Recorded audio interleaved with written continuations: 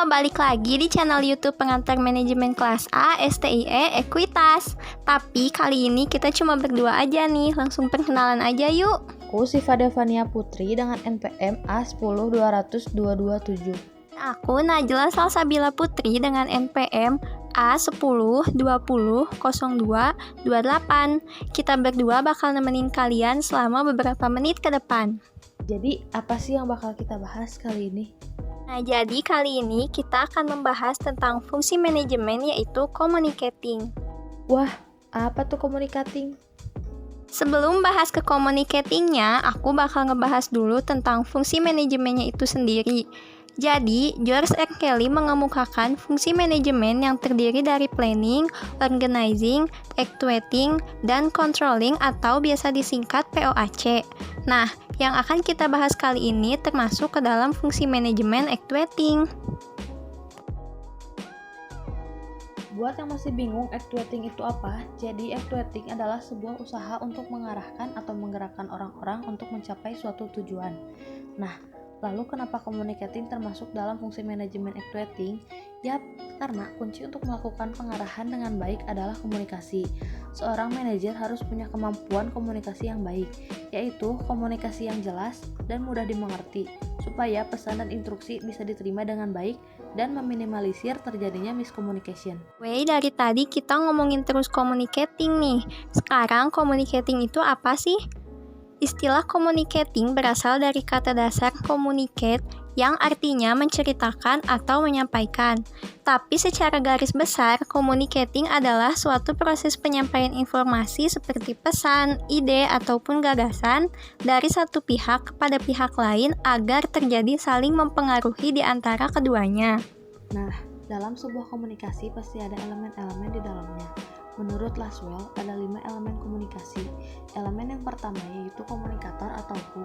Komunikator atau pelaku komunikasi ini adalah orang yang menyampaikan pesan. Yang kedua yaitu pesan atau what. Jadi pesan yang disampaikan bisa berupa informasi, pemikiran, gagasan, atau perasaan.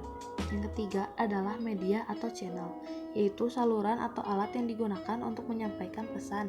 Bisa berupa telepon, surat, media massa, aplikasi pesan atau chatting, media sosial, dan sebagainya. Yang keempat ada komunikan atau whom, yaitu penerima pesan atau audiens. Bisa berupa kelompok, individu, atau organisasi. Yang terakhir ada dampak atau efek, yaitu dampak atau efek yang terjadi pada komunikan setelah menerima pesan, misalnya perubahan sikap atau bertambahnya pengetahuan. Teknik berkomunikasi juga bermacam-macam loh. Yang pertama adalah komunikasi verbal, yaitu komunikasi menggunakan kata-kata baik secara lisan maupun tulisan dengan media bahasa. Yang kedua adalah komunikasi nonverbal, yaitu komunikasi tanpa menggunakan kata-kata.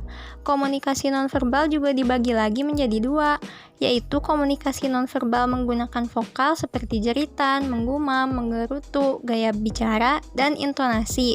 Ada juga komunikasi nonverbal non-vokal, seperti gerakan, penampilan, ekspresi wajah, bahasa tubuh, dan gerak anggota badan atau gestur. Yang ketiga adalah komunikasi langsung atau direct communication, yaitu komunikasi tatap muka atau berhadap-hadapan atau biasa kita sebut face to face. Dan yang keempat adalah komunikasi tidak langsung atau indirect communication, yaitu menggunakan media perantara seperti telepon, surat, email, atau media massa. Nah, komunikasi juga memiliki proses. Lalu, seperti apa sih proses komunikasi? Yaitu berawal dari komunikator yang mempunyai maksud berkomunikasi dengan orang lain dengan cara mengirimkan suatu pesan kepada orang yang dimaksud. Pesan yang disampaikan itu bisa berupa informasi dalam bentuk bahasa ataupun lewat simbol-simbol yang bisa dimengerti kedua pihak.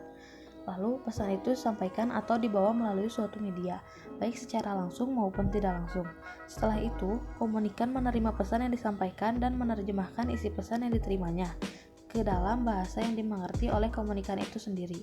Yang terakhir, komunikan memberikan umpan balik atau feedback sebagai tanggapan atas pesan yang dikirimkan kepadanya.